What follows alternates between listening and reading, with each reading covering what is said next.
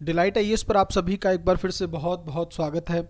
आप लोगों को पता है कि हम लोग प्रीलिम्स 2023 के लिए 36 महीने के करंट अफेयर को प्रिपेयर कर रहे हैं, है ना, जो कि मई 2020 से लेकर मई 2023 तक होगा।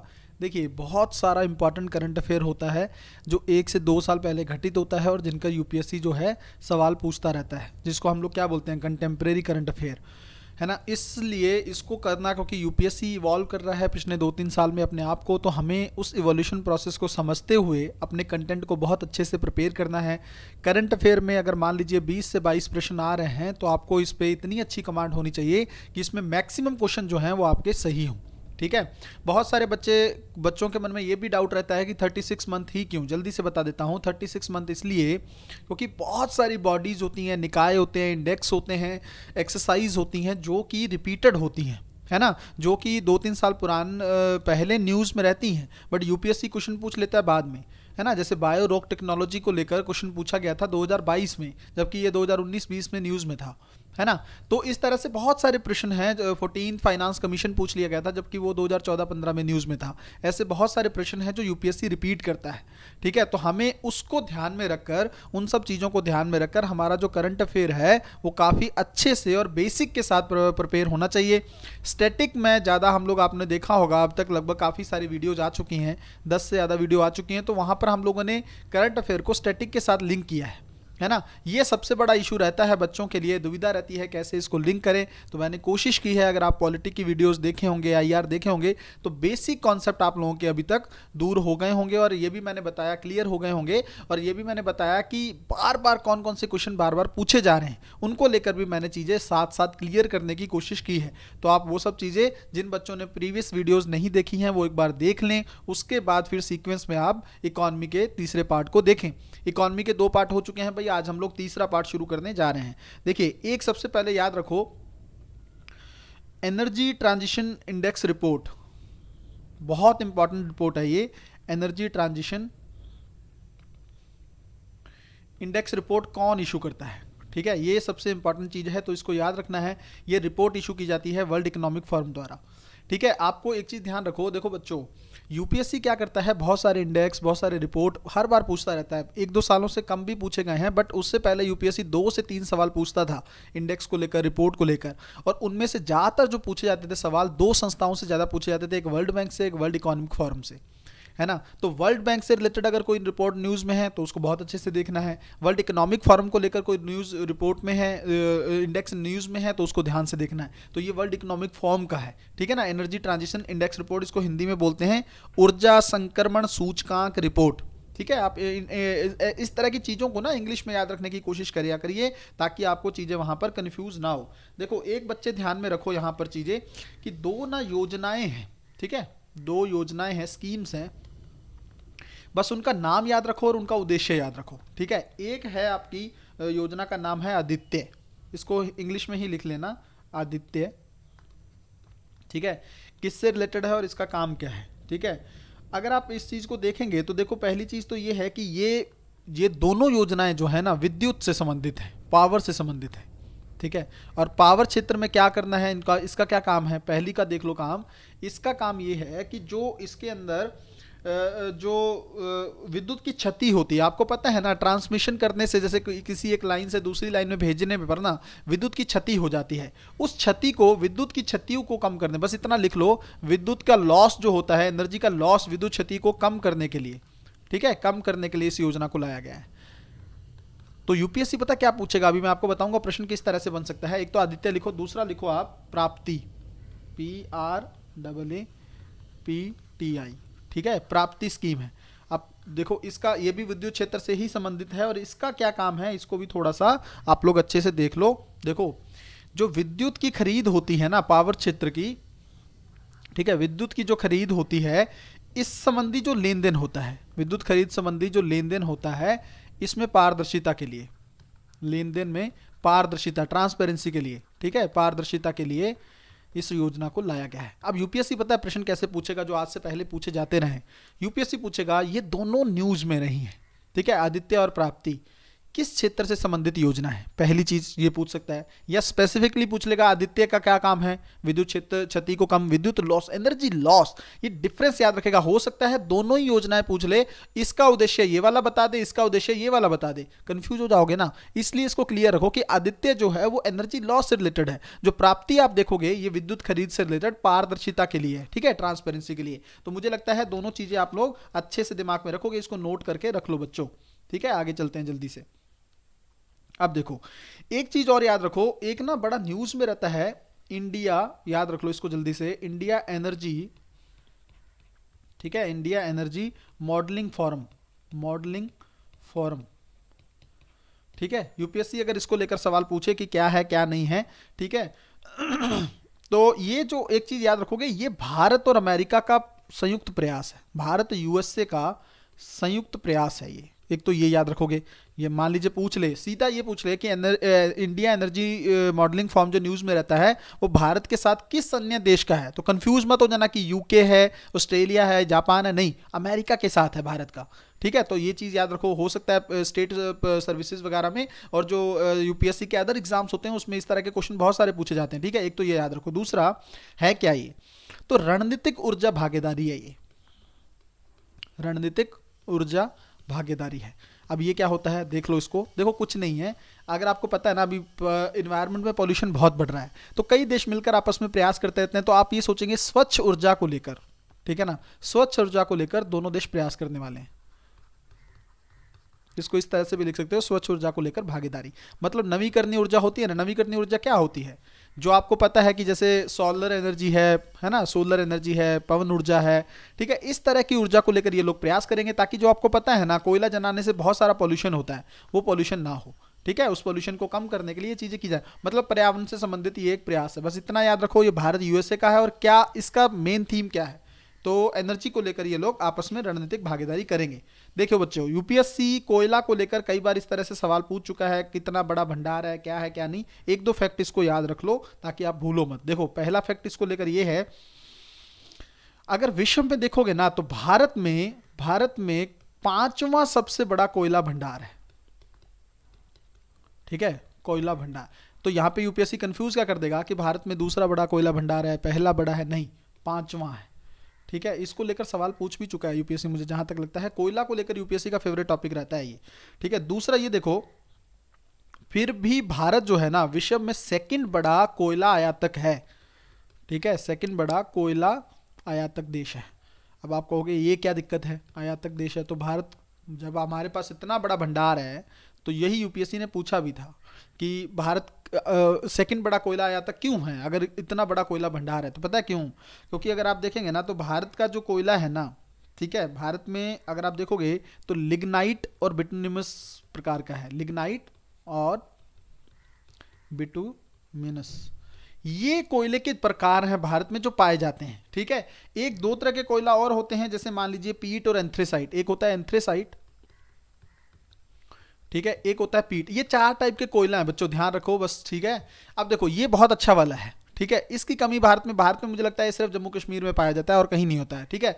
ज्यादातर जो कोयला है ना भारत में लिग्नाइट और बिटुमिनस प्रकार का है, और इसमें क्या होता है, जो इसका आप देखोगे ना, इसमें जो ऊष्मीय जो मान है इसका, ऊष्मीय मान मतलब ज्यादा इसमें एनर्जी पैदा नहीं होती है, ये कम है, बहुत निम्न है, ठीक है, बहुत कम है इसमें ऊष्मीय मान। और अगर आप देखोगे तो इसी के अंदर राख की क्वांटिटी ज्यादा है, राख की मात्रा ज्यादा है, यही यूपीएससी ने सवाल में भी पूछा था, ठीक है, राख की मात्रा ज्यादा है, ठीक है। तो इसलिए हमारी मजबूरी बन जाती है क्या करना, आयात करना, ठीक है। अब क्लैरिटी आ गई होगी क्या दिक्कत है, क्यों हम आयात करते हैं, और क्या इसके जो फैक्ट हैं ये भी आप लोग अच्छे से याद रख लो, कौन सा बड़ा भंडार है, कितना हम आयात करते हैं, ये सब चीजें आप लोगों को बहुत अच्छे से क्लियर होनी चाहिए, ठीक है भाई। जल्दी से एक दो चीजें और देखते हैं फिर आगे बढ़ते हैं हम लोग।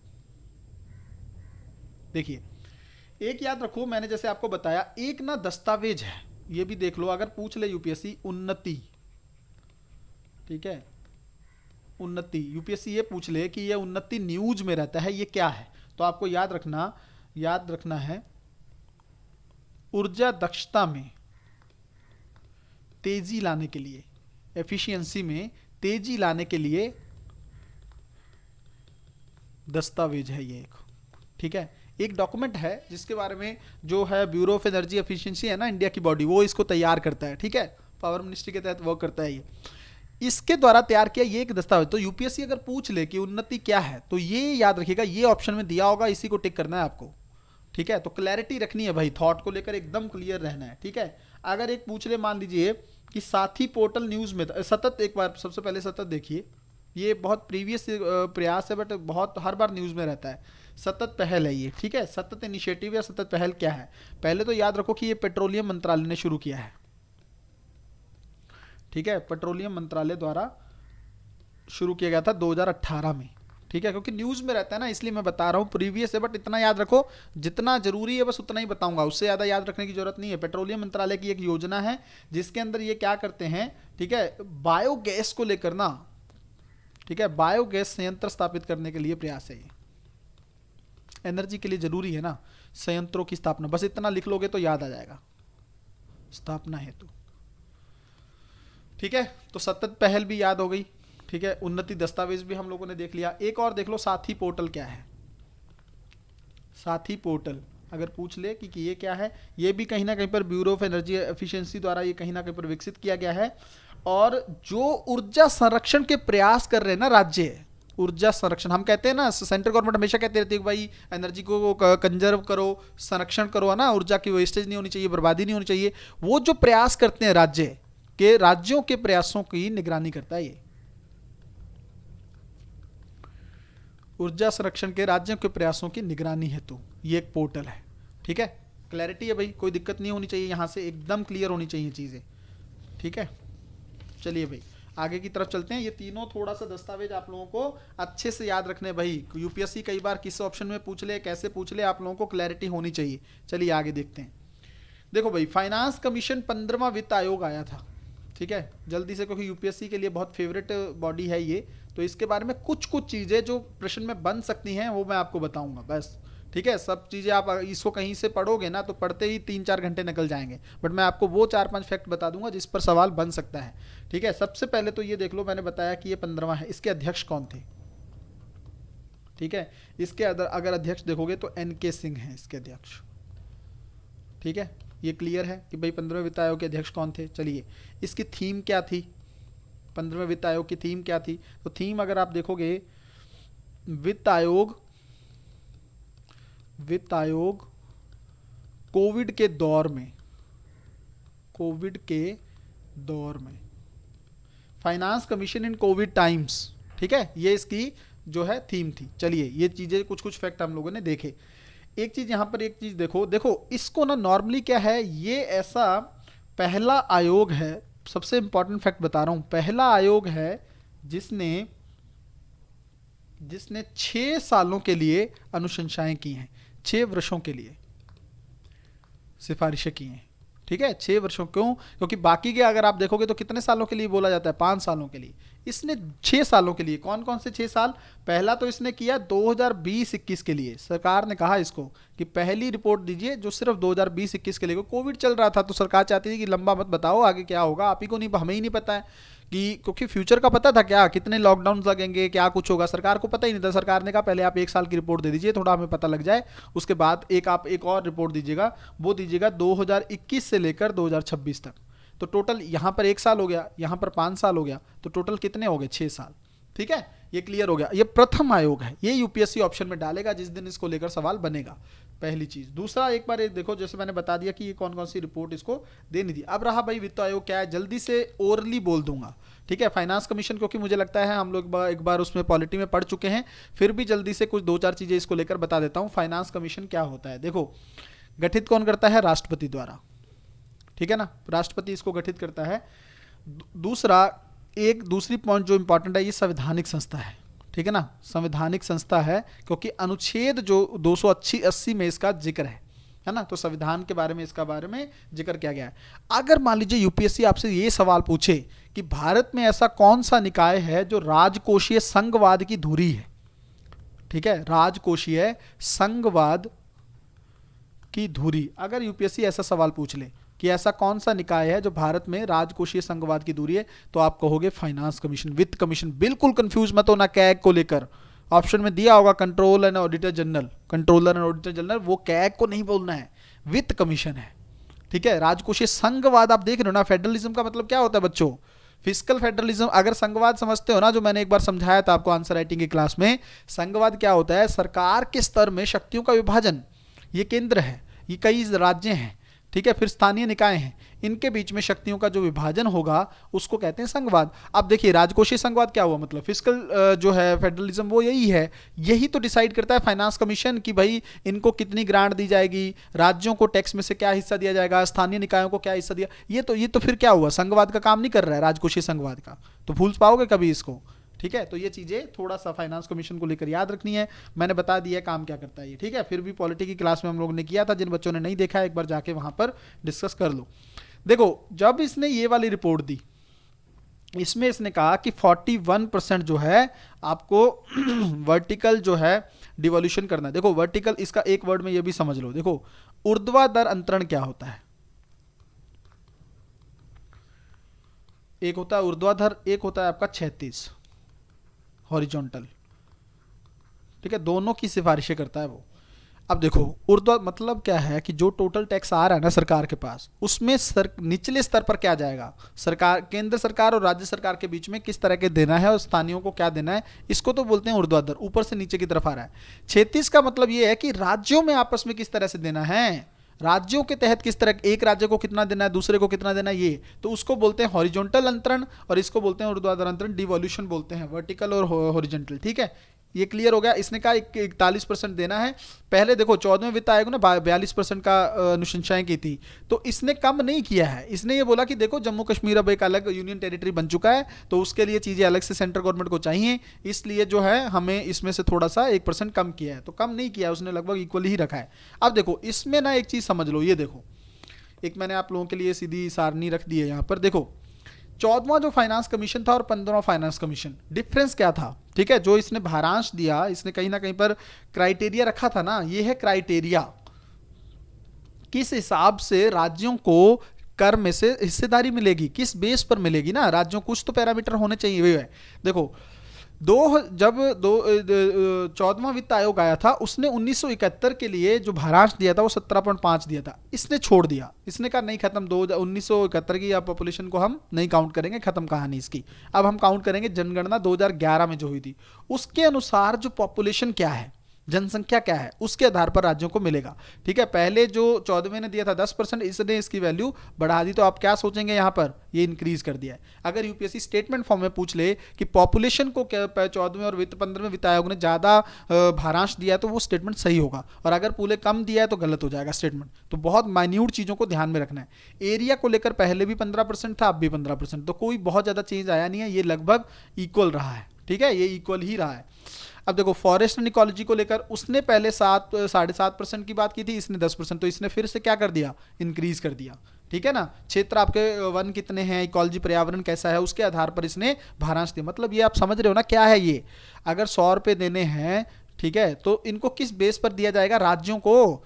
तो जिस राज्य की पॉपुलेशन के हिसाब, पॉपुलेशन ज़्यादा होगी उसको ज़्यादा मिलेगा, जिसका एरिया थोड़ा ज़्यादा होगा उसके हिसाब से उसको 15% मिलेगा। फॉरेस्ट में किस तरह से काम कर रखा है, अगर अच्छा कर रखा है तो उसको 10% मिलेगा। ठीक है, ये चीज़ें हैं। ठीक है, इनकम डिस्टेंस को लेकर आय से दूरी, मान लीजिए देखो अब इसको भी समझ लो, जैसे हरियाणा को ना माना जाता है कि कैपिटल जो है ना प्रति व्यक्ति आय अच्छी है उसकी। ठीक है, इसके बेस से बाकी जो गरीब राज्य जैसे बिहार है, ये कितना दूर है हरियाणा से प्रति व्यक्ति आय में, उसको ध्यान में रखकर बोलते हैं आय की दूरी।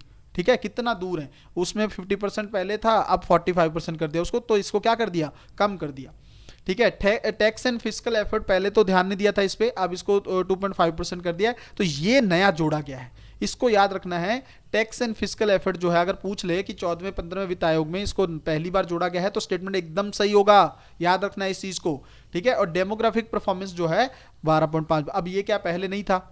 ठीक है, इसको भी अब जोड़ा गया, तो हाँ बिल्कुल जोड़ा गया है। अब इसका क्या मतलब है, इसका मतलब ये बच्चों देखो एक लाइन में समझा देता हूं, बहुत बड़ा विवाद चलता था, जो दक्षिण भारत के राज्य हैं ना, उन्होंने जनसंख्या नियंत्रण पर काम किया है कि हम भाई ज़्यादा बूढ़े होने नहीं देंगे लोग, मतलब ज़्यादा जो है हमारे देश में स्टेट में जनसंख्या नहीं होगी, मतलब परिवार नियोजन को उन्होंने लागू किया। ठीक है, तो जनसंख्या नियंत्रण के लिए काम किया उन्होंने, कंट्रोल किया पॉपुलेशन ज़्यादा ना हो, क्योंकि देखो जब जनसंख्या बढ़ती है ना, देश के संसाधनों पर भार बढ़ता है। ठीक है, तो इसलिए उन स्टेट ने कोशिश की कि कम बच्चे होने चाहिए, बट यूपी बिहार ने कंट्रोल नहीं किया, है ना। बहुत सारे आपने देखा है कितनी पॉपुलेशन है, तो दक्षिण के राज्यों ने कहा कि ये क्या बात हुई भाई, अगर आप पॉपुलेशन के बेस पर दे रहे हो, हमने तो पॉपुलेशन कम करके इवन अच्छा काम किया है, बट अगर यूपी बिहार जैसे राज्यों को इतनी पॉपुलेशन के बेस पर ज़्यादा हिस्सा मिलेगा तो इसका मतलब हमने तो गलती कर दी, है ना। तो उनकी ये विवाद जायज़ था, तो फिर ये बोला गया था कि भाई कोई सॉल्यूशन लेकर आओ, फाइनेंस कमीशन को आया। फिर उन्होंने ये कहा कि जिसने डेमोग्राफिक परफॉर्मेंस अच्छा किया है ना, जनसंख्या नियंत्रण के प्रयास किए हैं, अच्छे से परिवार नियोजन को लागू किया है, तो उसको भाई 12% 5% के हिसाब से अतिरिक्त हिस्सा दिया जाएगा। क्लियर हो गई होंगी चीज़ें, क्या क्या डिफरेंस था, क्या क्या कमियां थी, सब चीज़ें मैंने आप लोगों के सामने रख दी हैं। उसके अलावा एक दो चीज़ें और देखो यूपीएससी ने एक सवाल पूछा था 2014 या 15 में, कि जब 14वां वित्त आयोग आया था, तो उसमें सवाल ये पूछा था यूपीएससी ने कि क्या क्षेत्रक विशिष्ट अनुदान दिए गए हैं, क्या इसकी सिफारिश की गई है। ठीक है, क्षेत्रक विशिष्ट अनुदान की सिफारिश मतलब अलग अलग एरिया जो होते हैं, जैसे स्वास्थ्य है, शिक्षा है, क्या इनके लिए अनुदान की सिफारिश 14वें वित्त आयोग ने की थी। यूपीएससी ने सवाल में ये पूछा था, तब इसने नहीं की थी, लेकिन 15वें वित्त आयोग ने इसकी सिफारिश की है। ठीक है, तो ये डिफरेंस है। इस तरह का अगर सवाल रिपीट होता है तो आप लोग गलती नहीं करेंगे। ठीक है, तो 15वें वित्त आयोग ने क्षेत्रक विशिष्ट अनुदान की भी सिफारिशें की हैं। ठीक है, प्रीवियस ईयर के क्वेश्चन में ऐसा था कि नहीं दी गई है। ठीक है, बाकी राजस्व घाटा अनुदान को लेकर इसने बात की है। अच्छा, एक चीज और देखो इंपॉर्टेंट, पंचायतों को एक बात बोली गई है, क्योंकि देखो पंचायतों के लिए भी सिफारिश करता है ना ये, पंचायतों के लिए एक बात बोली गई कि देखो बहुत सारे स्टेट ने क्या किया है, राज्य वित्त आयोग का गठन नहीं किया है। ठीक है, राज्य वित्त आयोग का गठन नहीं किया, ये चीज़ अच्छी नहीं लगती सेंट्रल गवर्नमेंट को भी और वित्त आयोग को भी। तो उसने बोला है भाई देखो, अगर आप राज्य वित्त आयोग का गठन नहीं करते हो ना मार्च 2024 तक, ठीक है, एक तो इसका गठन नहीं करते और दूसरा इनकी सिफारिशों को नहीं मानते हो, तो फिर आपको ये जो हम अनुदान की सिफारिश करते हैं ना, वो मना कर दिया जाएगा। ठीक है, तो ये याद रखो कि इस तरह की धमकी जो है वो पंचायतों को दी गई है। एक सिफारिश इसने और की है कि ना केवल केंद्र के स्तर पर बल्कि राज्य के स्तर पर भी क्या होनी चाहिए, फिस्कल काउंसिल, राजकोषीय परिषद। ठीक है, राजकोषीय परिषद होनी चाहिए जो ये आकलन करे कहीं ना कहीं पर कि भाई राज्य किस तरह से अपने ऋण को प्रबंधित कर रहे हैं। ठीक है ना, डेब्ट को मैनेजमेंट कर रहे हैं, किस तरह से ऋण बढ़ रहा है, कम हो रहा है, इसको प्रबंधन के लिए एक राजकोषीय परिषद तो फिस्कल काउंसिल होनी चाहिए। ये राज्य के स्तर पर भी होनी चाहिए और केंद्र के स्तर पर भी होनी चाहिए। ये एक इसने एक सिफारिश की थी। ठीक है भाई, ये कुछ बातें थी भाई फाइनेंस कमीशन को लेकर, हम लोगों ने बहुत अच्छे से समझ ली हैं। अगर सवाल आएगा तो बस इनमें से ही पूछा जाएगा, बाकी चीज़ें वो तो डिपेंड करता है यूपीएससी पर, और मुझे लगता है मैक्सिमम चीज़ें आप लोगों की कवर हो गई हैं यहाँ पे। चलो भाई आगे देखते हैं। देखो WPI होलसेल प्राइस इंडेक्स और CPI, ठीक है, तो ये दोनों चीज़ें आपको कस्टमर जो है कंज्यूमर प्राइस इंडेक्स जो है, इन दोनों के बीच में डिफरेंस आपको पता होना चाहिए, क्योंकि यूपीएससी ने अभी 2020 में इसको लेकर बहुत अच्छा खासा सवाल पूछा था। मुझे लगता है 21 में भी सवाल है। लगातार इन टॉपिक्स को लेकर यूपीएससी सवाल पूछता रहता है, तो मैं वही टॉपिक्स उठा रहा हूँ बच्चों जो आपके सवाल में पूछे जाते हैं, जो यूपीएससी ने पूछ रखे हैं और जिन पर बार बार सवाल बनते हैं। ठीक है, तो उन्हीं टॉपिक को हम लोग यहाँ पर डिस्कस कर रहे हैं। जल्दी से देखो, जो होलसेल प्राइस इंडेक्स है ना बच्चों, पहली चीज तो याद देखो, जब कोई चीज आती है ना तो थोक के स्तर पर, आपने देखा होगा एक खुदरा व्यापारी होते हैं, एक थोक व्यापारी होते हैं। थोक स्तर पर, थोक के स्तर पर प्रथम चरण बोलते हैं इसको, मूल्यों में होने वाले परिवर्तन को मापता है, मूल्यों में परिवर्तन को मापता है ये थोक स्तर पर। बस थोक स्तर याद रख लेना, होलसेल स्तर पर। और दूसरा इधर ये वाला जो देखोगे CPI जो है, ये कहीं ना कहीं पर खुदरा स्तर पर, रिटेल स्तर पर, जो उपभोक्ता भुगतान करता है। ठीक है ना, हम जो खरीदते हैं, उपभोक्ता द्वारा भुगतान की जाने वाली जो कीमतें हैं ना, कि उसमें परिवर्तनों को मापता है। ठीक है, कीमतों में होने वाले परिवर्तन को मापता है। ठीक है, ये जल्दी से आप लोग देख लिए, ये डिफरेंस पहली चीज तो ये समझ में आ गई। ठीक है, वो होलसेल स्तर पर है, ये उपभोक्ता जो चीजें देता है उसमें। देखो इसमें सिर्फ वस्तुएं शामिल हैं, ये ऑप्शन में भी था यूपीएससी के। ठीक है, इसमें सिर्फ वस्तुएं शामिल हैं, इसमें वस्तुएं प्लस सेवाएं दोनों शामिल हैं। ठीक है, वस्तुएं प्लस सेवाएं जो हैं दोनों शामिल हैं। ठीक है, तो ये एक दूसरा डिफरेंस हो गया। तीसरी चीज देख लो भाई, इसमें आधार वर्ष क्या है इसका, 2011-12। इसका भी आधार वर्ष देखोगे तो 2011-12 है। कंफ्यूज कर देता है यूपीएससी की, अलग अलग है, नहीं दोनों सेम है। चौथा एक चीज और देख लो, इसको जारी कौन करता है, होलसेल प्राइस इंडेक्स को कौन जारी करता है, तो आर्थिक सलाहकार का कार्यालय। आर्थिक सलाहकार का कार्यालय, ये बच्चों ये जो है ना डिपार्टमेंट ऑफ इकोनॉमिक एडवाइजर वाला जो है ना, ये है आपका वाणिज्य मंत्रालय के तहत, ठीक है, कॉमर्स मिनिस्ट्री के तहत एक ऑफिस है, वो इसको जारी करता है, याद रखना इस चीज़ को। और ये वाला जो है सीपीआई जो इसको जारी करता है, इसको जारी करता है राष्ट्रीय सांख्यिकी कार्यालय, एनएसओ, ठीक है। ये डिफरेंस है, इसके बारे में अच्छे से याद रखना है इसको, ये गलती नहीं करनी है आप, ठीक है। और ये जो एनएसओ है ये आपको पता है स्टैटिस्टिक्स सांख्यिकी मंत्रालय के तहत है, ठीक है, सांख्यिकी मंत्रालय के तहत है,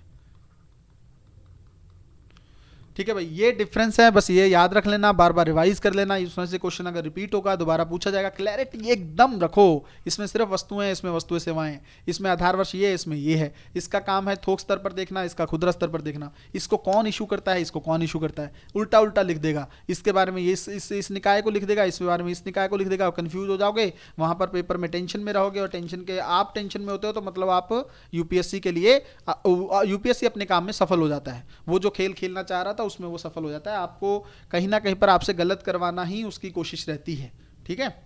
देखो बच्चों, एक चीज और यहां पर थोड़ी सी समझ लो, एसेट रिकंस्ट्रक्शन कंपनी क्या होती है और बैड बैंक क्या होता है, एक ही चीज है ये। थोड़ा सा इसको समझ लो, दो चार बातें, ताकि आपकी क्लैरिटी रहनी चाहिए। देखो 2021-22 का जब बजट आया ना, तो उसमें बोला गया था कि बैड बैंक बनाया जाएगा। अब देखो पहले है क्या, देखो बैंक है ना, बैंक, एनपीए बहुत बढ़ गया बैंक में। अब ये मुझे लगता है मैंने पहली 2 वीडियो में बताया था कि नॉन परफॉर्मेंस एसेट क्या होता है, 90 दिन तक जो लोन ना आए उसको एनपीए बोल दिया जाता है, ठीक है, साधारण भाषा में। अब एनपीए बढ़ता गया बैंकों का, और ये एक अलग कहानी है, क्योंकि 2005 के बाद से जिस तरह से इकोनॉमिक क्राइसिस आया, उस समय पर ना आर्थिक संकट जो 2007-8 का आया था, उससे पहले भारत में व्यापक पैमाने पर लोन दे दिए गए थे बैंकों द्वारा, और यहाँ पर संकट आ गया तो वो लोन रिकवर नहीं हुए। एक लाइन में समझा दिया है, अब याद रखोगे, ठीक है। तो उसके बाद बैंकों के एनपीए बहुत बढ़ गए, ठीक है। एनपीए मैंने बता दिया ना, लोन जो वापस नहीं आए थे वो बढ़ गए। अब एनपीए बढ़ा हुआ है ना, तो अब बैंकों की जो बैलेंस शीट है, ठीक है, एक मैं आपको वर्ड बताता हूं, ट्विन बैलेंस शीट सिंड्रोम। ये मैंने, मुझे लगता है कभी ना कभी तो पढ़ाया ही है आपको, ठीक है। ट्विन बैलेंस शीट सिंड्रोम क्या है, इसको भी समझ लो। यहां पे देखो मैंने क्या बोला, कंपनियों ने उस समय बहुत बड़े बड़े लोन लिए थे, ठीक है, लोन लिए, आर्थिक संकट आ गया, लोन वापस नहीं कर पाए, तो कंपनियों की तो बैलेंस शीट खराब होनी ही थी भाई, उनको लोन लिखना था कि भाई इतना लोन हमें पे करना है, कंपनियों की भी। और इधर से बैंकों को लोन मिला नहीं, तो उनकी बैलेंस शीट भी खराब हो गई कि लोन रिकवर नहीं हुआ, यहां पर लोन पड़ा है, तो ये दोनों ही बैलेंस शीट खराब हो गई। इसको बोलते हैं twin balance sheet problem. Twin का मतलब होता है दो, और बैलेंस शीट का मतलब मैंने आपको बताया, सिंड्रोम का मतलब होता है रोग, ठीक है। तो ट्विन बैलेंस शीट सिंड्रोम का मतलब, अगर यूपीएससी पूछे कि twin balance sheet syndrome news में रहता है क्या है, तो ये कॉर्पोरेट और बैंक को लेकर कहीं ना कहीं पर दोनों की बैलेंस शीट जो है उस पर दबाव है लोन का, वो चीज है, ठीक है। क्लियर हो गया कहानी। अब देखो, अब ये बैलेंस शीट का जो सिंड्रोम है, इसको नॉर्मल करने के लिए ना क्या करते हैं, हालांकि इधर से पकड़ लो कान या उधर से पकड़ लो, वही बात है, इसकी आलोचना भी बहुत होती है, बताता हूं कैसे। सरकार क्या करती है, एआरसी का गठन कर देती है बैड बैंक का। ये क्या करेगी ना, इस लोन को जो इन दोनों पे नहीं, मेनली बैंक पे लेगा ये, ठीक है, कंपनियों का तो ठेका नहीं ले रखा ना सरकार ने, तो क्या करेगा, एआरसी जो है बैंक पर जो बैलेंस शीट पर दबाव है उन लोन को खरीद लेगा, ठीक है। एक नई कंपनी बनाई, उसने इन लोन को खरीद लिया। खरीदा का मतलब यह है कि उसने बैंक को एक पेमेंट दे दी। जैसे मान लीजिए, एक एग्जांपल लीजिए, मान लीजिए बैंक पर 10,000 करोड़ का ब्याज है, लोन है, ठीक है, एनपीए है, ठीक है। तो ये क्या कहेगा ना एआरसी की, ठीक है आपके पास इतना है, आप ना हमसे 7,000 करोड़ ले लो, ठीक है, खत्म कहानी। तो वो 7,000, अब आप कहोगे सर बैंक क्यों ले लेगा 7, अब ऑब्वियसली उसको पता है 10,000 करोड़ में कुछ भी नहीं आने वाला, कम से कम जो मिल रहा है वो ले लो, ठीक है। तो वो 7,000 करोड़ ले लेगा, ये इसको दे देगा।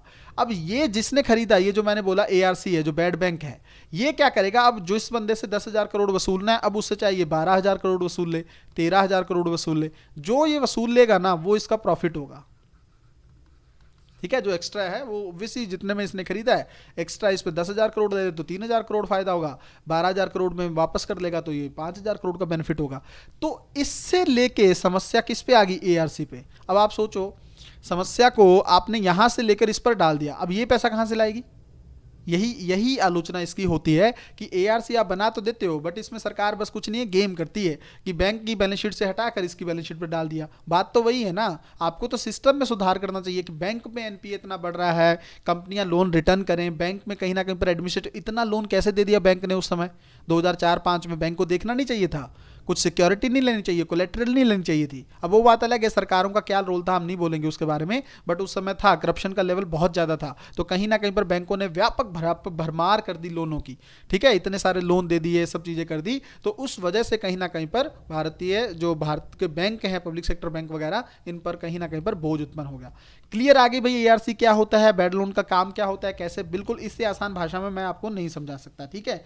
सबसे पहली बार इसकी सिफारिश किसने की थी कि एआरसी बननी चाहिए, तो आप याद रखोगे नरसिम्हन समिति थी, बनाई गई थी ये नरसिम्हन समिति, इसने पहली बार इसकी सिफारिश की थी। और अगर आप देखोगे तो 2002 में पहली एआरसी बनाई गई थी जिसका नाम था ARCIL, अर्सिल बोलते हैं इसको, ठीक, बस इतना लिख लो कि पहली बार 2002 में बनी थी और इसकी सिफारिश जो है 1991 में नरसिम्हन समिति ने की थी, खत्म कहानी, ठीक है। अब इससे ज़्यादा आपको जानने की जरूरत नहीं है, आपको कॉन्सेप्ट क्लियर होना चाहिए था कि बैड बैंक है क्या, ठीक है, वो बहुत जरूरी है जानना, ठीक है। अब बच्चों आगे चलते हैं, जल्दी से देखते हैं बाकी चीज़ें। देखो एक और है राष्ट्रीय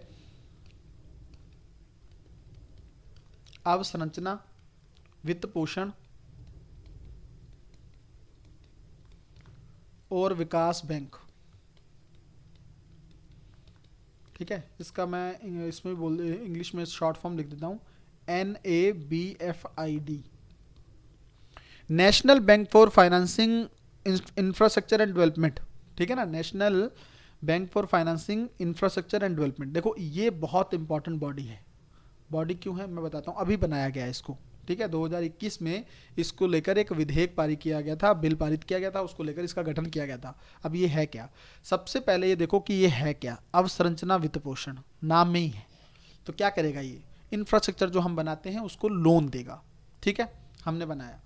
दूसरी चीज़ ये है, देखो बच्चों अगर आप देख लोगे क्या है ना, बहुत बड़े बड़े प्रोजेक्ट चलाए जाते हैं तो उन प्रोजेक्ट्स के लिए लोन नहीं होता है, ठीक है, उनके पास लोन नहीं होता है। पहले तो ये समझ लो जो DFI होते हैं, डेवलपमेंट फाइनेंशियल इंस्टीट्यूशन, ये वही है, ठीक है ना, विकास बैंक बोलते हैं इसको। ये क्या होता है इसके बारे में मैं आप लोगों को बता देता हूँ, पहले कुछ चीज़ें इसके बारे में देख लो। ये जो बनाया है ना सरकार ने, इस तरह का एक बैंक बनाएगी जिसमें सरकार कहीं ना कहीं पर शुरुआत में तो 100% जो शेयर हैं वो सरकार धारण करेगी, बट आगे चलकर ना सरकार इसका अपना हिस्सा लगभग 26% तक ले आएगी, ठीक है, तो बाकी प्राइवेट सेक्टर देखेगा 74%, ठीक है। शुरुआत में सरकार जो है 5,000 करोड़ रुपए का भुगतान करेगी इसको, ठीक है, इस बैंक में इतनी पूंजी रखेगी सरकार।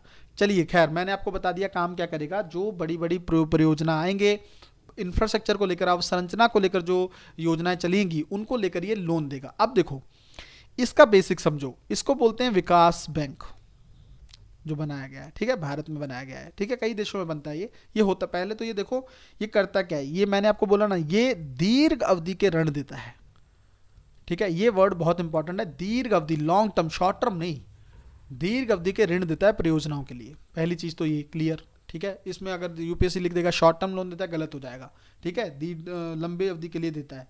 दूसरा क्या करता है, इसमें देखो सरकार की भी भूमिका होती है, सरकार प्लस निजी क्षेत्र दोनों का शेयरधारिता हो सकती है इसमें, ठीक है, सरकार और निजी क्षेत्र दोनों शेयरधारिता हो सकती हैं।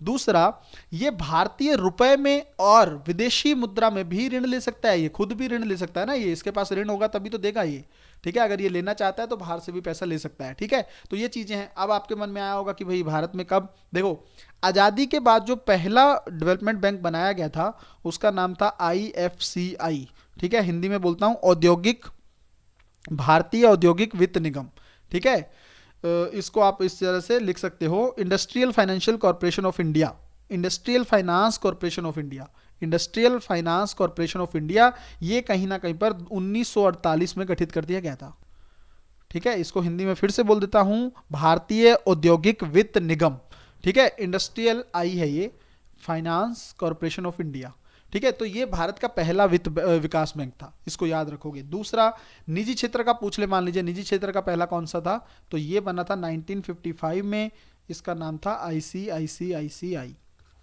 ठीक है, ये पहला था, इसको याद रखना है। ये दूसरा है, बट निजी क्षेत्र का पहला पूछे तो ये वाला है, ठीक है। तो ये अब सरकार एक और बनाने की कोशिश कर रही है, मैंने आपको बिल्कुल बेसिक से लेकर चीजें बता दी हैं, क्या काम है इसका, क्या इसको करना है। अच्छा एक वर्ड और देख लो यहां पर, इसका जो बारे में परिभाषा है, ठीक है ना, तो ये भारत का जो रिजर्व बैंक है अधिनियम है ना, भारतीय रिजर्व बैंक अधिनियम, ठीक है, भारतीय रिजर्व बैंक अधिनियम जो है 1934 या फिर कंपनी अधिनियम जो है 1956, इन दोनों में जो है इसकी परिभाषा नहीं है, इसको परिभाषित नहीं किया गया है कि ये क्या होता है, ठीक है, इसके बारे में विशेष उल्लेख नहीं है, ठीक है। तो ये याद रखना, अगर यूपीएससी पूछ ले कि भाई इसको परिभाषित किया गया है इस अधिनियम में या कंपनी अधिनियम में, ये बारे में जिक्र है, तो आप बोलना बिल्कुल गलत चीज़ कह रहा है, यूपीएससी अपना गेम खेल रहा है जिसमें आपको फंसाने की कोशिश कर रहा है वो, तो आपको फंसना नहीं है उसके अंदर, ठीक है भाई, अच्छे से ध्यान रखना है। जल्दी से आगे की चीज़ें देखते हैं भाई, ठीक है। एक बच्चों याद रखो, बहुत इंपॉर्टेंट, अच्छा चलो इसके बारे में बता देते हैं। देखो बच्चों, जो बच्चे मेंटोरशिप प्रोग्राम ज्वाइन करना चाहते हैं, है ना, एक बहुत अच्छा ग्रुप बन रहा है, जो बच्चे ज़्यादातर 24 के एग्ज़ाम को फॉलो कर रहे हैं, कई बच्चे 2023 में भी जुड़े हुए हैं, अभी 23 में भी मेंटोरशिप का एग्ज़ाम देने वाले हैं वो। तो अगर आपको 24 में, 25 में, 26 में जब भी एग्ज़ाम देना हो, आप जल्दी से इस प्रोग्राम को ज्वाइन कर सकते हो, जिसमें कंप्लीट तैयारी आपकी मेरे अंडर होती है, वीकली टारगेट्स दिए जाते हैं आपको, उसका पूरा टेस्ट होता है, इवोल्यूशन होता है, प्रॉपर पूरी सब्जेक्ट वाइज कंप्लीट तैयारी इसमें करवाई जाती है, ठीक है। पूरा आप मतलब कुछ भी करने की जरूरत नहीं पड़ेगी आपको, जो बच्चे कर रहे हैं उनको पता है किस लेवल के प्रीलिम्स और मेंस का मैं टेस्ट उनसे लेता हूं और लगातार उन पर मेरी निगरानी बनी रहती है, ठीक है। उनके आंसर को पर्सनल इवैल्यूएशन बेसिस पर मैं चेक करता हूं और लगातार उनको कुछ ना कुछ चीज़ें बताता ही रहता हूं, जो प्रीलिम्स और मेंस के दृष्टिकोण से बहुत ज़्यादा इंपॉर्टेंट होती हैं। अगर आप ज्वाइन करना चाहते हो, मैं तो चाहता हूँ कि आप जल्दी से ज्वाइन कर लो, समय आपके पास ऑलरेडी कम है, ठीक है। तो इस नंबर पर आप कॉल कर सकते हैं, जिससे मैं आप लोग की सीधी मुझसे बात होगी और मैं आपको बाकी की चीज़ें बता दूंगा। जल्दी से आगे चलते हैं भाई। देखिए, एक वर्ड है, अगर यूपीएससी पूछ ले, trade policy review mechanism, trade policy review mechanism, ठीक है, अगर पूछ ले यूपीएससी, ये न्यूज में रहता है, ये किससे संबंधित है, बस इतना याद रख लो, डब्ल्यूटीओ से संबंधित है, ठीक है, वर्ल्ड ट्रेड ऑर्गेनाइजेशन से रिलेटेड है। बाकी क्या है कोई जरूरत नहीं है जानने की, बस इतना समझ लो, पूछेगा तो ये सवाल पूछेगा वरना नहीं पूछेगा। चलिए अब देखो, अब हमने ये देख लिया, अब हम थोड़ा इंटरनेशनल मॉनेटरी फंड के बारे में, जो उसका कोटा सिस्टम है ना, कोटा व्यवस्था है, उसको जान लो। बहुत इंपॉर्टेंट है, क्योंकि इस पर सवाल ना बनते बनते रह गया। पिछली बार यूपीएससी ने आईएमएफ में लेकर एक सवाल पूछा था करेंसी को लेकर कुछ, तो हो सकता है कोटा को लेकर पूछ ले। एक तो ये याद रखो, अगर यूपीएससी ये पूछे ना कि general review of quota, quotas, ठीक है, अगर पूछ ले कि ये न्यूज में रहता है किससे संबंधित है, तो आप लोग क्या कहोगे, ये इंटरनेशनल मॉनेटरी फंड से संबंधित है, खत्म कहानी। पहला तो ये याद रखो, जनरल रिव्यू ऑफ कोटाज, ठीक है, कोटा व्यवस्था को लेकर क्या है, ये न्यूज में रहता है, बोलेगा किससे संबंधित है, आप बोलना इंटरनेशनल मॉनेटरी फंड से। चलिए अब ये कोटा व्यवस्था क्या है, देखो पहली चीज ये देखो कि इंटरनेशनल मॉनेटरी फंड जो है ना, इसके अंदर एक कोटा सिस्टम है। कोटा सिस्टम क्या है, कोटा सिस्टम में क्या है कि सभी कंट्रीज का ना कुछ कोटा है, ठीक है ना, किसी चीज को लेकर कोटा आधारित दे दिया जाता है, ठीक है। आईएमएफ जो है वो कोटा आधारित संस्थान है, ठीक है। कोटा को जो इंटरनेशनल मॉनेटरी फंड में जो कोटा दिया जाता है ना, उसको एसडीआर के रूप में दिखाया जाता है, एसडीआर के रूप में प्रदर्शित। अब देखो यूपीएससी ने कई बार सवाल पूछा है एसडीआर को लेकर, किससे रिलेटेड है, एसडीआर है क्या, ठीक है, इसको बोलते हैं स्पेशल ड्राइंग राइट्स। ये पूछा था यूपीएससी ने कि स्पेशल ड्राइंग राइट्स न्यूज में रहता है, किससे रिलेटेड है, तो इंटरनेशनल मॉनेटरी फंड से रिलेटेड। एक चीज इसमें दो तीन चीजें हैं, एक तो ये याद रखो, ये जो है ना, ये अंतरराष्ट्रीय रिजर्व परिसंपत्ति है, ठीक है, अंतरराष्ट्रीय रिजर्व परिसंपत्ति है ये, ठीक है। दूसरा, ये कोई करेंसी नहीं है, एसडीआर एक मुद्रा नहीं है। अगर यूपीएससी पूछ ले ये एक मुद्रा है, नहीं, ये मुद्रा नहीं है कोई, ये एक सिस्टम है, ठीक है। एक कहीं ना कहीं पर परिसंपत्ति बना दिया गया है, रिजर्व परिसंपत्ति, जिसमें कहीं ना कहीं पर जिससे कोटा डिसाइड होता है आईएमएफ में देशों का। चलो आगे देखो, अगर आप देखोगे कोटा व्यवस्था का क्या फायदा या इंपॉर्टेंस क्या है इसकी, एक जो क्या है ना, जितना आपका कोटा होगा ना, उसके हिसाब से आपको आईएमएफ में अंशदान मतलब योगदान करना पड़ेगा, कंट्रीब्यूशन करना पड़ेगा। एक चीज तो ये। दूसरा, इसके अंदर ध्यान देखो, दूसरी चीज ये देखो, उतनी आपके पास वोटिंग पावर होगी जितना आपका कोटा होगा, ठीक है, उतनी आपके पास वोटिंग, कोई भी मुद्दा आता है उस पर आप कितना वोट कर पाओगे, ये आप उससे डिसाइड करोगे कि आपका भाई साहब कोटा कितना है।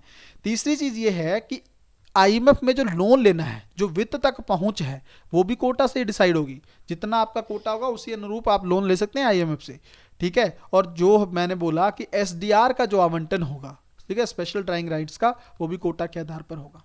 ठीक है, तो ये चीजें आप याद रखोगे, इसके महत्व भी याद रखोगे। और दूसरा मेन याद रखो, कोटा व्यवस्था किसके अंदर है, आईएमएफ में है, एसडीआर क्या है। इससे 20 बेसिक बेसिक चीजें जो है ना यूपीएससी कई बार पूछ लेता है, तो आपको इसको बहुत अच्छे से याद रखना है। और एक चीज समझ लो, जो इसका बोर्ड ऑफ गवर्नर है ना आईएमएफ का, ये 5 वर्ष में समीक्षा करता है इस व्यवस्था की। ठीक है, 5 वर्ष में इसका कहीं ना कहीं पर इसको चेक करता है, रिव्यू करता है कि भाई किस हिसाब से कोटा दोबारा से डिसाइड करना है। ठीक है भाई, जल्दी से चलते हैं आगे। देखो, एक न्यूज में रही थी स्कीम ई संता, बहुत इंपॉर्टेंट है। ठीक है, अगर यूपीएससी पूछ ले कि भाई ई संता न्यूज में था, ये है क्या, पहले तो ये याद रखोगे कौन सी मिनिस्ट्री की है ये स्कीम, वाणिज्य कॉमर्स मिनिस्ट्री की है। ठीक है, वाणिज्य मंत्रालय की है एक तो ये। दूसरा, ई संता को लेकर याद रखना कि है क्या ये, वाणिज्य मंत्रालय तो है ही, बट है क्या। तो अगर आप देखोगे इसके बारे में, ये एक इलेक्ट्रॉनिक बाजार है, ई बाजार है ये, इलेक्ट्रॉनिक, मैं समझा देता हूं आसान भाषा में, इलेक्ट्रॉनिक बाजार है। जो जलीय कृषि करते हैं ना, जलीय कृषि करने वाले किसान जो हैं, जलीय कृषि वाले किसानों तथा निर्यातकों को जोड़ता है। बताता हूं एक सेकंड, निर्यातकों को जोड़ने हेतु। अब देखो बच्चों, एक तो मिनिस्ट्री याद रखनी है, कॉमर्स मिनिस्ट्री का है, बिल्कुल नहीं भूलना है। दूसरी चीज, इलेक्ट्रॉनिक बाजार है, ई बाजार है, मतलब ई मार्केट है, जिसमें क्या करेगा ना, देखो जो मछली पालन करते हैं ना, बहुत सारी जलीय कृषि में बहुत सारी चीजें आती है, मछली पालन कर लिया, बहुत सारे उनका कहीं ना कहीं पर और जीवों का पालन, जलीय खेती, समुद्री खेती जो होती है उसका, वो सब शामिल होता है इसमें। तो वो जो किसान होते हैं ना, उनको एक्सपोर्टर से जोड़ता है ये। ठीक है, ताकि उनको भी तो सही प्राइस मिल सके ना, वरना क्यों करेगा कोई जलीय कृषि, है ना। तो बस थोड़ा सा बताना था, याद रखना इस चीज को, इसका पूछ ले अगर न्यूज में यूपीएससी, तो आपको बहुत अच्छे से पता होना चाहिए, गलती नहीं करनी है किसी भी चीज को लेकर। ठीक है, अच्छा आगे से देखो, देखिए एक ना जो है वाहन स्क्रैपिंग नीति आई थी, इसमें 2-3 चीजों पर सवाल बन सकता है, वही बताऊंगा। ठीक है, वाहन स्क्रैपिंग नीति, ठीक है, ये सरकार की आई थी, इसको बोलते हैं व्हीकल स्क्रैपिंग पॉलिसी। ठीक है ना, व्हीकल स्क्रैपिंग पॉलिसी, वीएसपी। चलिए, अब ये पहले इसके अंदर 3-4 चीजें देखो, कुछ नहीं है, जो पुराने हो चुके हैं ना वाहन, उनको दोबारा से या तो उनको आप तोड़ दो, सरकार को जमा करा दो, उसको सड़कों पे नहीं चलाना है, क्योंकि उनसे पोल्यूशन होता है बहुत ज़्यादा। उस चीज़ को ध्यान में रखकर इसको लाया गया था। पहला तो ये लाया कौन है, तो ये लाया है सड़क मंत्रालय। ठीक है ना, सड़क मंत्रालय द्वारा ये नीति जारी की गई है। अब इसके अंदर कौन कौन से पॉइंट है ये देख लो। पहला पॉइंट ये है कि जो 15 साल पुराने, 15 वर्ष पुराने जो वाहन है ना, वाणिज्यिक वाहन, कमर्शियल वाहन जो हैं, पुराने वाणिज्यिक वाहन जो हैं, इनको आपको क्या करना है, अगर ये फिटनेस का प्रमाण पत्र प्राप्त करने में विफल रहते हैं तो उनको स्क्रैप कर दिया जाएगा। ठीक है ना, विपंजीकृत कर दिया जाएगा, उनको फिर आपको तोड़वाना ही होगा, वो कहीं ना कहीं पर कबाड़ को देना होगा, ये समझ लो।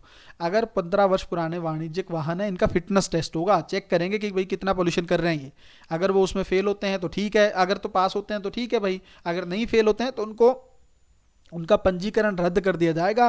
और पंजीकरण रद्द करने के बाद आप उसको सॉरी भाई, सड़क पर नहीं चला सकते हो। ठीक है, तो ये चीज कहीं ना कहीं पर इसमें बताई गई है। एक चीज देखो बच्चों, अगर 20 साल पुराने निजी वाहन है, ठीक है, ये तो पता लग गया, वाणिज्यिक वाहन को लेकर हम लोगों ने बात कर ली। ठीक है, बट दूसरा पॉइंट इसमें यह है कि 20 वर्ष पुराने जो प्राइवेट व्हीकल हैं, जो हम लोग घरों में चलाते हैं, निजी वाहन हैं, अगर वो पंजीकरण दोबारा से फिटनेस टेस्ट में पास नहीं होते हैं तो उनको भी कहीं ना कहीं पर विपंजीकृत कर दिया जाएगा, उनको भी आपको कबाड़ को भेजना होगा। ठीक है, ये चीज इसके अंदर दूसरा पॉइंट था। तीसरी चीज ये है, जो सरकारी वाहन है, ठीक है, सरकारी वाहन मतलब 15 साल देखेंगे उनको, 15 साल पुराने जो सरकारी वाहन है, अगर उनका देखेंगे फिटनेस टेस्ट में पास हो रहे हैं तो ठीक है, नहीं तो उनको भी स्क्रैप कर दिया जाएगा, उनको भी कहीं ना कहीं पर कबाड़ के पास भेज दिया जाएगा। ये चीजें हैं, तो ये कुछ चीजें हैं। देखो भाई, अब आपको लगेगा कि देखिए ये कहीं ना कहीं पर सही नहीं है, या कोई भी बंदा अपना व्हीकल क्यों स्क्रैप कराएगा, नहीं। तो सरकार ने ये बोला था कि देखो, पहली चीज तो ये है कि आप ऑब्वियस सी बात है, पुराने व्हीकल चलाओगे तो एनवायरमेंट को लेकर नुकसान होता है। आप क्या करो, आप हमारे पास आओ, हम स्क्रैप कर देंगे आपका वाहन, करना ही पड़ेगा आपको। और दूसरा ये है कि फिर जब आप नया कुछ, अगर आप स्क्रैप हमसे करवा के जाते हो तो नया वाहन लोगे ना, तो उस पर 5% की कुछ छूट दे दी जाएगी, बहुत सारे बेनिफिट आपको दिए जाएंगे। ठीक है, हो सकता है आपको पंजीकरण शुल्क माफ कर दिया जाए। ठीक है, तो उन बेनिफिट के लिए आपको करवाना पड़ेगा, वैसे भी करवाना पड़ेगा, बट आप अगर सही तरीके से कराओगे तो सरकार कह रही है कि अगर प्यार से करवाओगे तो ये बेनिफिट भी लोगे, नहीं तो भाई हम तो पकड़ के करेंगे ही। ठीक है, तो ये चीज़ें आपको याद रखनी है। इसी से रिलेटेड एक चीज़ है कि हरित कर है, हरित कर, ठीक है ना, ग्रीन टैक्स। ये पहली बात कौन लगाया है? सड़क मंत्रालय ने लगाया है ये। ठीक है, सड़क मंत्रालय ने लगाया है। उद्देश्य क्या है इसका? 8 वर्ष से अधिक पुराने जो वाहन है, परिवहन के वाहन, ट्रांसपोर्ट जो व्हीकल है आपके, उनको कहीं ना कहीं पर जो फिटनेस प्रमाण पत्र उनको उनका नवीकरण किया जाएगा ना, दोबारा से फिटनेस चेक किया जाएगा, उस समय उनको 10 से 25% का हरित कर देना पड़ेगा, ग्रीन टैक्स। ठीक है, तो ये भी थोड़ा सा देख लो, इंपॉर्टेंट हो सकता है, अगर सवाल बनेगा तो यूपीएससी पूछ लेगा। देखो मैंने आपको बहुत अच्छे से बता दी हैं चीज़ें, ठीक है, इसको याद रखना है। एक चीज़ छोटी सी और मुझे लगती है, सीएसआर के बारे में तो हम लोग खैर पढ़ ही चुके हैं ना, पढ़ चुके हैं ना भाई, सीएसआर के बारे में, कॉर्पोरेट सोशल रिस्पॉन्सिबिलिटी। अब सारा नहीं पढ़ाऊंगा, ऑलरेडी बता चुका हूँ, पॉलिटी की वीडियो में भी, इकोनॉमिक्स की वीडियो में भी बता चुका हूँ। अब सिर्फ इसमें एक पॉइंट बताना है, वहीं पे लिख लेना आप लोग। इसमें जो ज़्यादा खर्च होता है ना, कंपनियों को बोला गया है कि भाई आपको इस पर खर्च करना है ना। आप, मैंने बताया था कि भाई आप इन्वायरमेंट का यूज़ करते हो, पानी यूज़ करते हो, तो यहाँ के लोगों पे खर्च भी तो करो। तो कंपनी जो खर्च करती है ना, सीएसआर का जो खर्च करती हैं, उसमें सबसे ज़्यादा सीक्वेंस अगर पूछ ले तो पहले नंबर पर करती हैं शिक्षा पर खर्च। ठीक है, दूसरे नंबर पर खर्च करती हैं स्वास्थ्य पर। ठीक है, तीसरे नंबर पर अगर आप देखोगे खर्च जो करती हैं वो ग्रामीण विकास को लेकर है। ठीक है, ग्रामीण विकास पर। तो ये 3 याद रख लो, बहुत अच्छा इंपॉर्टेंट है। दूसरा, अब खर्च की बात हो ही रहे तो सबसे ज़्यादा कौन से स्टेट में सीएसआर का खर्च किया जाता है? तो पहले नंबर पर महाराष्ट्र है। ठीक है, दूसरे नंबर पर अगर आप देखोगे तो कर्नाटक है, तीसरे नंबर पर गुजरात है। बस इतना याद रख लो, अगर सवाल आएगा तो भाई गलती नहीं होनी चाहिए। एक फैक्ट मुझे लगा था कि शायद इस पर सवाल पूछ ले यूपीएससी, तो मैंने कहा चलो बता दिया जाए। ठीक है, अच्छे से इसको देख लेना है। चलो आगे देखते हैं भाई, ईज ऑफ लिविंग इंडेक्स। ठीक है, बहुत इंपॉर्टेंट है। ईज ऑफ लिविंग इंडेक्स कौन जारी करता है? इसको भी लिख लेना है। ये जो है आपका भारत का ही आवासन और शहरी कार्यान्वयन मंत्रालय, आवासन और हाउसिंग और अर्बन मिनिस्ट्री जो है ना, शहरी कार्य मंत्रालय। देखो मैं तो इस तरह से नोट्स के जब आप बनाओ ना, तो पूरा पूरा लिखने की जरूरत नहीं होती, सीधा लिख लो कि शहरी मंत्रालय, खत्म कहानी, एक ही है बस, याद रह जाएगा। ठीक है, तो एक तो ये याद रखो, ईज ऑफ लिविंग इंडेक्स कौन जारी करता है। सिर्फ आपको वही इंडेक्स बता रहा हूं जिस पर सवाल बनने की सबसे ज्यादा संभावना है। ठीक है, कुछ भी ऐसा नहीं होगा, आप देखेंगे ना वीडियो को आपको पता चलेगा। तो टू द पॉइंट, सिर्फ एग्जामिनेशन को ध्यान में रखकर, सिर्फ एग्जाम, इसीलिए मैंने इस प्रोग्राम को वैल्यू बहुत इंपॉर्टेंट, आप सोच नहीं सकते 2-2 घंटे में कितनी एनर्जी लगती है। ठीक है, फिर भी आप लोगों को बोलना पड़ता है कि भाई शेयर कर दो, ठीक है, कोई ना कोई पेड प्रोग्राम ज्वाइन कर लो, ये कर लो, आप लोगों को बोलना पड़ता है। आप लोगों का सपोर्ट मुझे बहुत कम मिलता है। ठीक है, तो फिर भी अगर आपको अच्छा लगे कंटेंट की इतनी मेहनत मैं कर रहा हूँ आप लोगों के लिए, और मुझे अल्टीमेटली अगर आप मेरा देखेंगे ना, तो मुझे सिर्फ और सिर्फ हिंदी मीडियम में अच्छे रिजल्ट लाना है, बस ये मेरा एफर्ट है। ठीक है, मैं बहुत बड़े व्यापक पैमाने पर तब्दीली नहीं ला सकता, उतना मेरा, मुझे नहीं लगता, मेरे पास संसाधन भी नहीं है, ना मैं कर पाऊंगा। बट अगर मैंने थोड़ा बहुत भी रिजल्ट में चेंज ला दिया ना, कुछ बच्चे भी अगर समझ गए चीज़ों को लेकर, तो मुझे लगता है मैं अपने आप को भाग्यशाली समझूंगा, और मुझे इसमें आप लोगों की हमेशा सपोर्ट की जरूरत रहेगी। एक बार सोच के देखिएगा मेरी जगह पर आकर कि इतने सालों के संघर्ष के बावजूद, ठीक है, इतने सालों की कठिन साधना के बावजूद भी मैं लगातार आप लोगों के लिए लगा हुआ हूँ। ठीक है, लगातार चीज़ें, अब तो जो है, जो बड़ी कोचिंग्स हैं उसकी तरफ से ऑफर्स आने लगे हैं, बट मुझे नहीं जाना है। ठीक है, अगर मैं सिर्फ प्रॉफिट ओरिएंटेड होता ना, तो अब तक चीज़ें कहीं और चली जा चुकी होती। बट मुझे अभी इसी पर वर्क करना है, आप लोगों के लिए मेहनत करनी है, और हम लोगों को मिलकर हिंदी मीडियम के रिजल्ट में चेंज लाना है। तो अगर आप लोग थोड़ा सपोर्टिव रहेंगे, अगर आप लोग कहीं ना कहीं पर चीज़ों को अच्छे से शेयर करेंगे, जल्दी से जल्दी चीज़ों को देखेंगे अच्छे से, तो बाकी लोग भी पार्टिसिपेट कर पाएंगे ना। तो ये जो मेहनत है, ये इसका फ़ायदा ज़्यादा लोगों को होगा, है ना। फ्री ऑफ कॉस्ट इस तरह का कंटेंट आप मुझे कहीं मिले तो मुझे लिंक जरूर शेयर करिएगा। अगर मिल रहा होगा तो फिर मैं बंद कर दूंगा ना, फिर वहीं पे मिल रहा है तो वहीं पे किया जाएगा।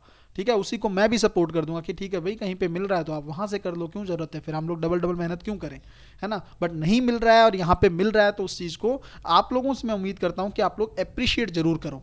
चलिए, इकोनॉमिक फ्रीडम इंडेक्स, आर्थिक स्वतंत्रता सूचकांक, आर्थिक स्वतंत्रता सूचकांक। ठीक है, इकोनॉमिक फ्रीडम इंडेक्स जो है ये कौन जारी करता है? दी हेरिटेज फाउंडेशन। ठीक है, ये याद रख लो, इंपॉर्टेंट है, ये बहुत इंपॉर्टेंट है। इकोनॉमिक फ्रीडम इंडेक्स जो है ये कौन जारी करता है, इसको याद करके अच्छे से रख लो। चलो भाई, निधि कंपनियां क्या होती हैं? निधि कंपनी क्या होती है, बस इसको देख लो। ये वो कंपनियां, देखो पहली चीज तो ये है कि एनबीएफसी है, ये नॉन बैंकिंग फाइनेंस कंपनी है। ठीक है, जो अपने सदस्यों के साथ अपने सदस्य, जो भी इसके सदस्य होंगे, जो इसमें पार्टिसिपेट होंगे, जहां शेयर धारक होंगे ना, उनके साथ व्यवसाय करती है, ये के साथ व्यवसाय करती है। ठीक है, इनको निधि कंपनी को कंपनी अधिनियम 1956 के तहत अधिसूचित किया जाता है। ठीक है ना, 1956 के तहत कंपनी अधिनियम 1956 के तहत अधिसूचित किया जाता है। इनमें एफडीआई अलाउड नहीं है। ठीक है ना, जो फॉरेन डायरेक्ट इन्वेस्टमेंट होती है वो इसमें अलाउ नहीं है। एफडीआई इस पर बैन है, इसमें एफडीआई नहीं कर सकते आप, तो ये याद रखना है भाई। ठीक है, अच्छे से याद रखना है निधि कंपनी क्या होती है और इसका काम क्या होता है और इसको किस तरह से इस पर एफडीआई पर रोक लगाई गई है। ठीक है, चलिए भाई, आप में से बहुत सारे लोगों को अगर डाउट हो कि निधि कंपनी क्या होता है, तो आपके घर के आसपास जो कमेटी नहीं डालते हैं, कई बार आपकी मदर्स होंगी जो, कई आपने सुना होगा कि मेरी मदर जो है वो कमेटी डालती हैं, वही है। वो आपस में लोन इकट्ठा करते हैं, सब लोग करते हैं, फिर किसी की पर्ची डाल के निकालते हैं, किसी एक को दे दी जाती है, फिर इस तरह से कई लोग 24-25 महीने तक जुड़े रहते हैं। ठीक है, इसके लिए सरकार इसको रेगुलेट भी करती है, कई बार इसमें फ्रॉड भी होता है। ठीक है, चलिए पीसीए क्या है? ठीक है, ये तो यूपीएससी प्री में पूछ चुका है। ठीक है ना, प्रीलिम्स में पूछ चुका है। इसको हिंदी में बोलते हैं त्वरित सुधारात्मक कार्रवाई। लिख देता हूं हिंदी में जल्दी से, सुधारात्मक। ठीक है, सुधारात्मक कार्रवाई ये है। इसको यूपीएससी ने पूछा था, इसका इंग्लिश में बोलते हैं prompt corrective action, PCA. Prompt English में भी लिख देता हूं जल्दी से, एक तो टाइम बहुत लग जाता है। Prompt corrective action. ठीक है, अब एक्शन है ना, नाम में कार्रवाई है, एक्शन है, इससे ऐसी ऐसी चीजों से याद रखा करो। ये देखो आरबीआई का एक्शन है एक हिसाब से, ये आरबीआई का एक्शन है। आरबीआई क्या करती है ना, देखो मान लो आपको पता है ना, भारत में फ्रॉड होते रहते हैं। ठीक है, कोई सहकारी बैंक है, पंजाब नेशनल बैंक, छोटे छोटे जो बैंक होते हैं ना, उसके अंदर पंजाब नेशनल तो खैर बहुत बड़ा बैंक है, इसमें फ्रॉड हुआ था। तो इन चीज़ों को लेकर ना कई बार क्या होता है, प्राइवेट बैंक होते हैं या जो पब्लिक सेक्टर के बैंक होते हैं, उनमें क्या ये लोग ध्यान नहीं देते। तो इन लोगों ने मान लीजिए कोई इनमें फ्रॉड हो गया, कुछ हो गया, तो क्या करता है ना आरबीआई, इन पे कुछ ना वो लगा देता है, प्रतिबंध लगा देता है कि आप इतना ज़्यादा वो नहीं, लोन नहीं दे सकते, इससे ज़्यादा आप ये नहीं, ग्रांट नहीं दे सकते, मतलब बहुत सारी चीज़ों पर रोक लगा दिया जाता है। ठीक है, और मेन ये आरबीआई निगरानी रखता है इन पर कि भाई तब तक आप पर पीसीआई आपको चीज़ें ये करनी है, मेरे प्रतिबंधों का पालन करना है, जब तक मैं आपको इस सूची से बाहर ना कर दूं। ठीक है, तो आरबीआई काफ़ी समय तक कुछ बैंकों को इस सूची में रखता है, निगरानी रखता है कि भाई आप ये चीज़ें, और कुछ नहीं होता, इस पर कुछ शर्तें लाद दी जाती हैं बैंक पर। ठीक है, कि आप ये नहीं कर सकते, ये नहीं, ताकि उस पर वो लोग ज़्यादा लोन ना दे पाएं, उनके डूबने की संभावना ना खराब हो जाए, चीजें ज्यादा वो ना हो जाएं। ठीक है, तो इसलिए बैंक पर निगरानी रखने के लिए इस कार्रवाई को किया जाता है। और करता कौन है? आरबीआई। एक्शन से याद रखोगे तो भूलोगे नहीं, यूपीएससी क्वेश्चन पूछ चुका है इसको लेकर। ठीक है, चलिए भाई, एक अगर क्वेश्चन ये वाला डिस्कस कर लिया है, तो ये एक अगला और आपको बताते हैं जो प्री में आया क्वेश्चन, वो भी मैं बता देता हूं। देखो यूपीएससी ने बच्चों सवाल पूछा था, मैं आपको थोड़ा ये वर्ड लिख देता हूं, West Texas intermediate. Prelims previous year उठाओगे ना, दिख जाएगा। यूपीएससी ने पूछा था, 1 साल 2 साल पुराना है मुझे लगता है, 2021 का सवाल है शायद, होपफुली। तो इसमें यूपीएससी ने पूछा था, ये न्यूज में रहता है, ये है क्या? और ऑप्शन में था कच्चा तेल। ठीक है, यही आंसर था। 4 ऑप्शन और भी थे, बट भाई नहीं पढ़ा है तो कैसे बताओगे? कितना अजीब लगता है ये वर्ड, वेस्ट टेक्सास इंटरमीडिएट, है ना, बट पढ़ा होता है ना तो बहुत आसान लगता है, मजे से सॉल्व करते हो। मुझे याद है मैंने ये चीज़ें दी थी उस समय पर, तो बहुत आसान लगते थे, क्योंकि मैंने बहुत डिटेल में ये चीज़ों को कर रखा था। चलो आपको भी बताता हूँ जल्दी से। देखो ये जो कच्चा तेल है ना, इसका जो है ध्यान रखो, जो ओपेक कंट्रीज है ना, जो ओपेक कंट्री, ये मैंने आपको पढ़ा दिया तो बताऊंगा नहीं यहाँ पर। ठीक है, पेट्रोलियम एक्सपोर्टिंग कंट्रीज जो हैं, इनके द्वारा ना एक ब्रेंट क्रूड जो है, इसको बोलते हैं, देखो इनके द्वारा जो तेल का मानक इस्तेमाल किया जाता है ना, अंतर्राष्ट्रीय मानक मूल्य, वो ब्रेंट क्रूड का मूल्य, उसको बोलते हैं ब्रेंट क्रूड। ये लोग जो मानक इस्तेमाल करते हैं पेट्रोलियम एक्सपोर्टिंग कंट्रीज जो हैं ओपेक वाली, ये उसको बोलते हैं ब्रेंट क्रूड। और जो पश्चिम के देश हैं, ठीक है, अमेरिकी जो लोग हैं या अमेरिका वाले जैसे देश जो हैं, पश्चिमी देश लिख लो यहाँ पर, पश्चिम देश जो हैं, इसमें जो मानक यूज होता है उसको बोलते हैं वेस्ट टेक्सास इंटरमीडिएट, जो मैंने आपको यहाँ पे बता दिया है। ठीक है, ये मानक है, कच्चे तेल का मानक है, उसको बस इतना याद रख लोगे तब भी बहुत है। अब यूपीएससी मान लो ब्रेंट क्रूड पूछ ले, क्रूड इसमें लिखा हुआ है ना, तो ये पूछेगा नहीं, क्योंकि क्रूड इसमें नाम में ही लिखा हुआ है, इसमें नहीं लिखा हुआ था वेस्ट टेक्सास इंटरमीडिएट, ये अजीब सा लगता था तो इसलिए यूपीएससी ने पूछ लिया। अब आपको पता होना चाहिए। देखो ये है जो WTI है, ये अमेरिकी कच्चे तेल की कीमतों के लिए एक मानक है, एक स्टैंडर्ड है। ठीक है, इसके बेस पर इसका इस्तेमाल किया जाता है। दूसरी चीज एक आप यहाँ पर ये देखो, जो अब इसको समझ लो, ये जो ब्रेंट क्रूड है इसमें ज्यादातर तेल जो है ना उत्तरी सागर से निकाला जाता है। ठीक है ना, नॉर्थ सी जो है ना उससे ये तेल निकलता है। बट ये वाला कहाँ से निकलेगा, आप याद कर लो इसको, क्या है, इसको देखोगे तो अमेरिकी जो फील्ड्स है ना, तेल के फील्ड्स जो हैं, अमेरिका के तो तेल के फील्ड्स हैं, तेल क्षेत्र है, वहाँ से ये तेल निकलता है। ठीक है, ज़्यादातर ये। दूसरी बात, ये जो दोनों हैं, ब्रेंट क्रूड हो चाहे WTI हो, दोनों में सल्फर की जो मात्रा है, सल्फर की मात्रा 1% से कम होती है, 1% से कम। इसलिए इनको पता है क्या बोलते हैं, स्वीट क्रूड जो है। ठीक है, क्रूड बोलते हैं इसको। तो अगर यूपीएससी पूछ ले कि स्वीट क्रूड या मीठा तेल किसको बोलते हैं, जिसमें सल्फर की मात्रा 1% से कम हो, ऐसे भी तो सवाल बन सकता है कि नहीं। अगर पूछ ले ब्रेंट क्रूड कहां पर इस्तेमाल किया जाता है, तो ओपेक कंट्री करते हैं। मान लीजिए अब उल्टा कर दे, इसको इससे जोड़ दे, इसको इससे जोड़ दे, फिर से सवाल बन जाए तो फिर गलत। तो इस तरह से तैयारी किया करो। अगर टॉपिक यूपीएससी ने पूछ लिया ना, तो उसके आसपास की चीजों को एकदम खंगाल डालना चाहिए। तो वही मेरा प्रयास रहता है। मैं, आप लोग कहोगे सर प्रीवियस ईयर के क्वेश्चन इतने बताते रहते हो, क्यों? वो इसीलिए बच्चों, ताकि आप आसपास अगर क्वेश्चन फिर से बने, गलती ना करो आप। ठीक है, और यूपीएससी ने तो किया है बार बार, वही एरिया उठाता है आसपास जहां पर क्वेश्चन पूछ रहा है, वही बार बार पूछता रहता है। ठीक है, तो भाई इसको भी अच्छे से याद करके रख लोगे। जल्दी आगे से चीजें देखते हैं। देखो, आप लोगों ने एक सुना होगा 8 कोर उद्योगों का सूचकांक। ठीक है, इसको बोलते हैं इंडेक्स ऑफ 8 कोर इंडस्ट्रीज। ठीक है ना।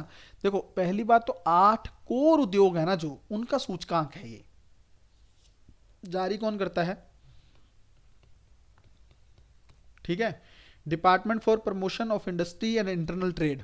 ठीक है ना, DPIIT, मैंने बताया था पिछली वीडियो में भी कि वाणिज्य मंत्रालय के तहत है ये इसके तहत एक जो वो है आर्थिक सलाहकार कार्यालय, फिर आ गया ये आर्थिक सलाहकार कार्यालय। ठीक है, ये जारी करता है इसको, याद रखेंगे, गलती नहीं होनी चाहिए भाई। ठीक है, ये इन 8 कोर इंडस्ट्री के लिए एक सूचकांक बहुत इंपॉर्टेंट है, क्योंकि मैं बताता हूँ सवाल क्या आया था इसमें, अब क्या आ सकता है और पहले क्या आया था, ये भी बताता हूँ, जल्दी से बताता हूँ, याद करोगे भाई। ये जारी करता है। दूसरा, क्योंकि ये जो टोटल औद्योगिक उत्पादन है ना, जो औद्योगिक उत्पादन हमारे देश में होता है ना, जो इंडस्ट्री का प्रोडक्शन होता है, उसमें इन 8 उद्योगों का लगभग 40.27% भारांश है। ठीक है, इतना भारांश अगर इनका है तो इनके बारे में तो अलग से डाटा बनना चाहिए ना, इसीलिए ये बनाता है। समझ गए अब? ठीक है, चलो जी। अब देखो, यूपीएससी ने सवाल आज से 2-3 साल पहले ये पूछा था बच्चों कि इसमें जो इंडेक्स है, इसमें सबसे ज्यादा भारांश किसको दिया गया है।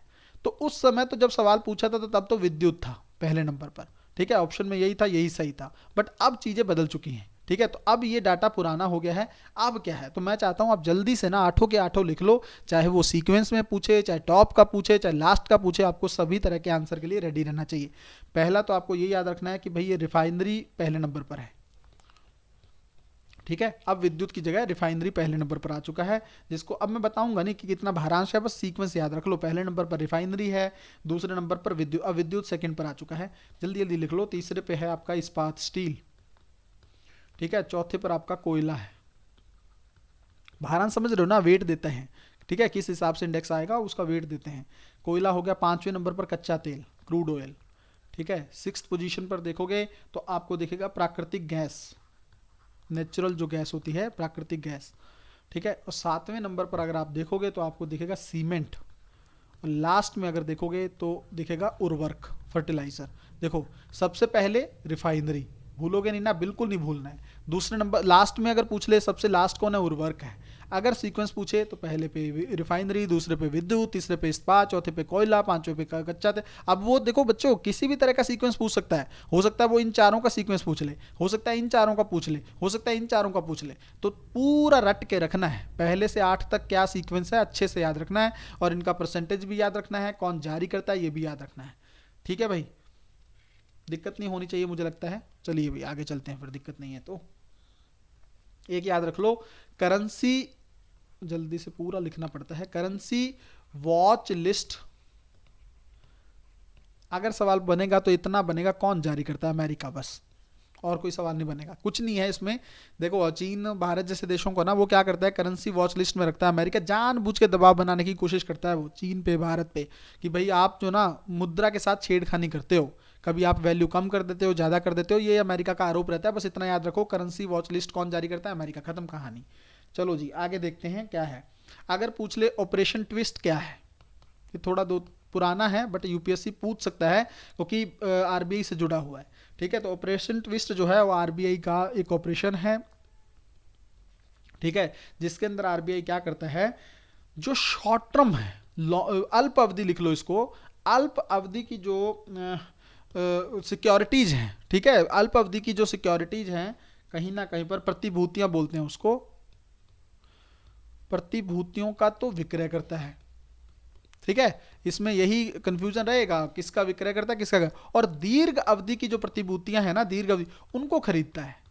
ठीक है, बस इतना याद रखो, ये डिफरेंस है। और कौन इसका चलाया था ये ऑपरेशन? आरबीआई।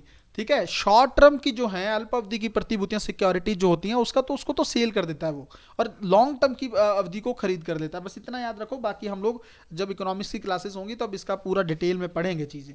ठीक है, अभी मैं करंट अफेयर में इतना से ज़्यादा नहीं बता सकता, समय नहीं है भाई। ठीक है, एक देख लो, better than cash alliance, cash alliance. ठीक है, बेटर देन कैश अलायंस अगर यूपीएससी पूछ ले, न्यूज़ में रहता है, क्या है क्या नहीं है ये। पहली चीज़ तो ये देख लो, ये यूएन में स्थित है, संयुक्त राष्ट्र में स्थित है, और है क्या, सरकारें, कंपनियां, अंतर्राष्ट्रीय संगठनों की भागीदारी है।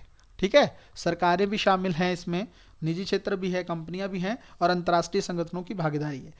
काम क्या है इसमें, जो आपको पता है ना, सस्टेनेबल डेवलपमेंट गोल्स हैं, हमें हासिल करने 2030 तक, है ना, आपको पता है, सतत विकास लक्ष्य बोलते हैं इसको।